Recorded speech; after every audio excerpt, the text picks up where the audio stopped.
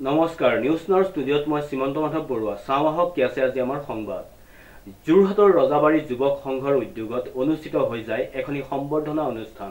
news নাওৰ এক report যোৰহাটৰ ৰজাবাৰী যুৱক সংঘৰ উদ্যোগত অনুষ্ঠিত কৰা হয় এটি সম্বৰ্ধনা অনুষ্ঠান উল্লেখযোগ্য যে সদ্য ঘোষিত হাইস্কুল শিক্ষান্ত পৰীক্ষা আৰু উচ্চ মাধ্যমিক পৰীক্ষাত উত্তীৰ্ণ হোৱা ৰজাবাৰী অঞ্চলৰ ছাত্ৰ-ছাত্ৰীসকলক যোৰহাট চেণ্ট্ৰেল ক্লাবত অনুষ্ঠিত কৰা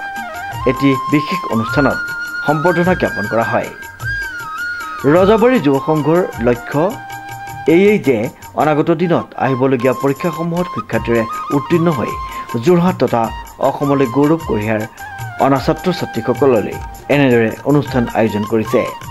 একে সময়তে ৰজাবাৰী যুৱ সংঘৰ উদ্যোগত অনুষ্ঠিত কৰা ৰক্তদান শিবিৰ অনুষ্ঠানটিত ৰক্তদান কৰা ব্যক্তিসকলক একোখনকৈ মানপত্ৰ প্ৰদান কৰা হয় যোৰহাটৰ পৰা অনুপম বৰাৰ ৰিপৰ্ট নিউজ নাও